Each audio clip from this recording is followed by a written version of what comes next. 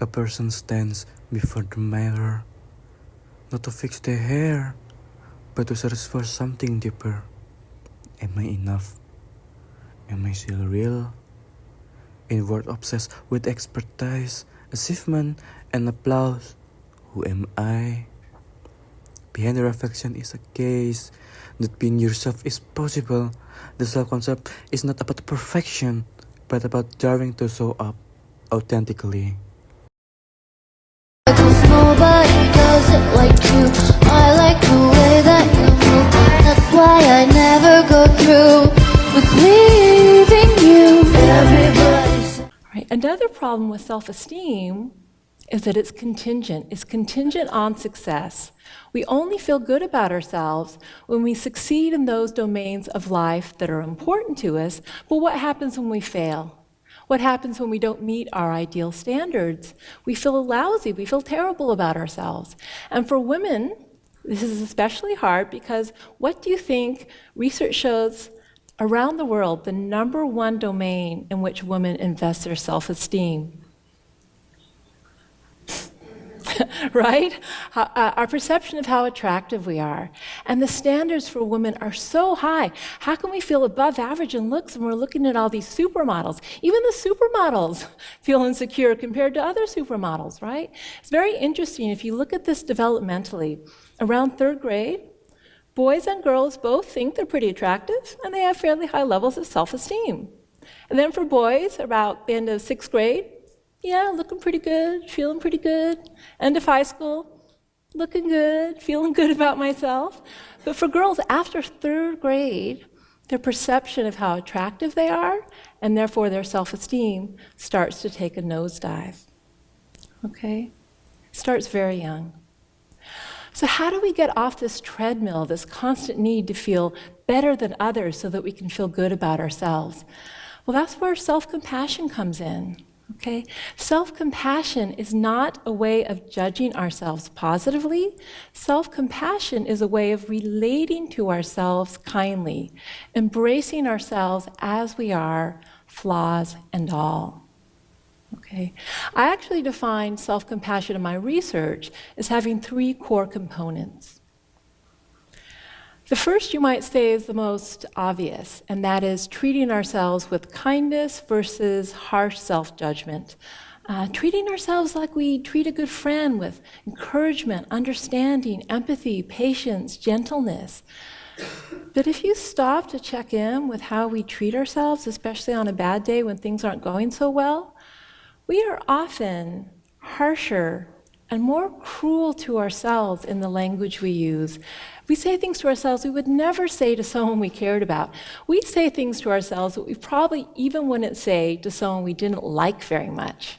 Okay, we are often our own worst enemy. So with self-compassion, we reverse that pattern and start treating ourselves like we treat our good friends. One that kind of goes hand in hand, to be honest, is to validate your feelings and experiences. And a very simple way to do this, I like to do this in the mirror. You can do it by journaling. You can even record yourself, record a voice note, just like you speaking, whatever floats your boat. But you're just gonna vent, okay? You're gonna say everything you need to say. I literally do it in a mirror. There's no one there, no one's judging you. Who cares? I just speak to myself. I let it all out there. And then say to yourself, whatever, this perfect partner, your perfect friend, your perfect mom, whoever is that like nurturing, understanding figure in your mind, say to yourself what that person would say to you. And the sole purpose of this person, this imaginary person, is to make you feel better and to make you feel loved and understood and accepted and all of those lovely things. So what would that person say to you? Say that to yourself when you're venting in the mirror. And when you practice this a few times, you start to catch yourself. Like during the day when I'm doing something, I'm getting frustrated. I'm like, you're doing a good job, Nika. It's all gonna be okay. It's a little silly, but it makes me feel so much better. Like, it's amazing. Start caring for yourself like a car guy, a guy that's in love with cars. You know the ones. His profile picture is a car. His whole feed is cars. Oh, he talks about our cars. He has a magazine subscription for cars. You get the drift. Treat yourself the way that guy treats his dream car that he just bought, okay? Again, this is just a fun way to imagine it because you're like, Oh, I really got to step up my self-care, okay? And make it like a luxurious, amazing, like a whole experience. You can run yourself a bath, create beautiful lighting, amazing music, have a candle going, make your favorite drink, have your favorite show on or whatever. Just make it a whole experience. So it's like, I am treating myself right now and I am doing whatever the hell I want to do that makes me feel like I'm being taken care of. Because what do we do with the things that in our eyes are very valuable? Well, I said it to you before we started recording. This may require more words. And we're talking about something quite intangible, our self-concept, the the things we tell ourselves about ourselves. And the skill here is to cultivate as flexible as possible a view of ourselves and try and avoid inflexibly holding on to beliefs or narratives or stories about ourselves. So that's what we're going to focus on today. And let's just explore what do we mean by this flexible self-concept. Maybe I'll start by saying what it's not. Good idea. That's often a good way to clarify new things. So when we're talking about cultivating flexibility when it comes to our self-concept, it does not mean losing any sense of our identity or who we are. In the contrary, it sort of means getting a better understanding of our identity and its complexity. But we're not trying to change that or lose aspects of it. And we're not trying to change our values to suit a situation, which is another sort of misinterpretation I've come across, a misunderstanding I've come across over the years. It's not changing who we are by developing this. We're changing how we interact with those stories we tell ourselves. We change how seriously we take them, or how strongly we believe them, or how much attention we pay to them, how much we let them guide our behavior. And we flexibly almost dip in and out of those narratives rather than treating them like rules. Does that make sense so far? I think so. I think so, because when I think about it, I think of the word stories. And I think of the stories that we create to help us understand and relate to the world. And the problem is when our stories become inflexible or all-consuming. It's like we can't see beyond our stories. We have a lovely set of stories here, and we can't see beyond them. And that can then impact on our experience of the world, but also how we behave and how we relate to others, how we connect to others, the possibilities we can see. So maybe that could lead us into what it's more about. No, okay, we have people listening, and what is like the baby step for them if they want to begin to work on the internal, the deep level of self-esteem? Where do they begin? What's their kind of starting, the starting line? Where should they start? Well, let me just say this. I don't think it's a quick fix. You know, I know that there are books out there that say you can get self-esteem in 30 days. You can get self-esteem in 90 days.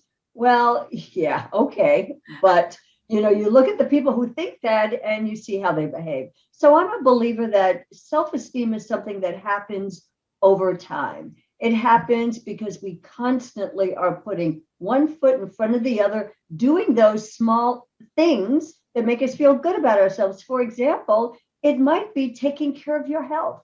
That might be the first thing. You know, I mean, there are lots of things that we can do, but that might be a place to start. How do I take care of my health?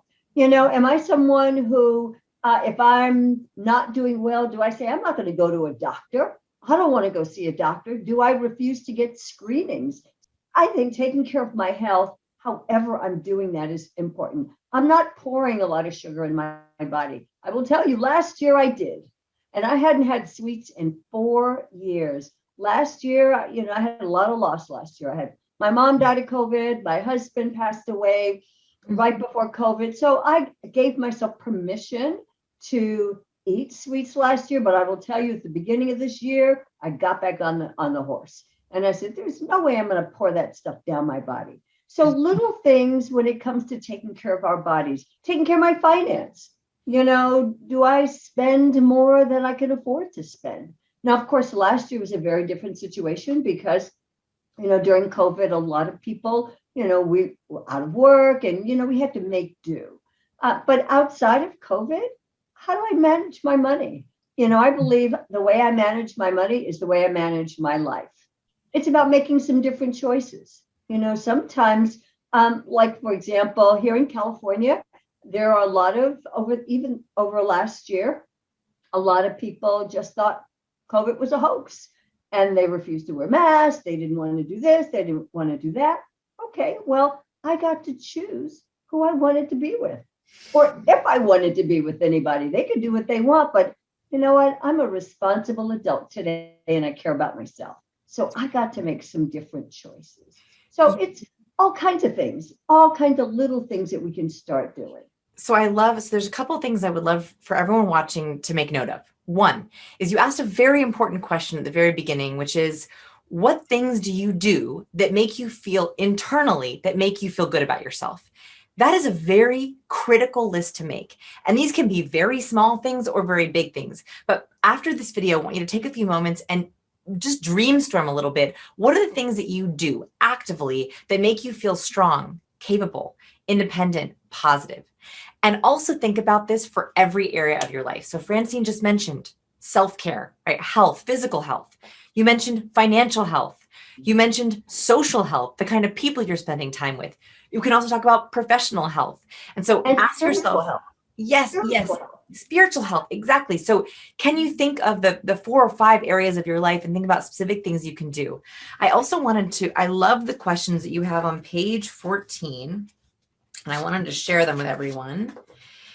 So I love these questions, and I want to read them for everyone at home. We're going to put them in the video so you can write these down as a way to start to trigger what you can begin to do for yourself as your esteemable acts. First question, page 14. What do you value? By the way, Francine, as we go through these questions, when you think about value, how did that question change you? Were there things that you realized, I value this and I want to hold on to it closely, that surprised you? Actually, there were things that I thought I valued that I realized I didn't. And then there were things I didn't think I valued, and today I do. Great example. I never thought that I valued education. I mean, I'm a high school dropout. And so education was never important. Today, for me, education is critical. Even as a lawyer, I take more continuing legal education credits than I even need to. Some of the things I thought I valued that I don't today, other people's opinion of me constantly dictated how I behaved, what I did. I'm not going to tell you today that I don't care about what people think. I know there's sometimes you'll hear people say, what people think of me is none of my business. Well, I'm not going to go that far. I think, I wear makeup, so I obviously think something about what you think of me. Right. However, I don't give it the same measure, the same importance that I used to as I was growing up. So making different choices. Yet somehow, every morning, it asks me the same thing. Who are you willing to be today? Not the version they expect, not the one they applaud. Just me. And maybe being me is not a final answer, but a question that I'm allowed to keep asking. The concept of self is never fixed. It's a quiet movement, a set of choices, and the courage to be honest. Today, I choose truth over perfection, presence over approval, and I choose to show up fully, gently, and entirely as I am.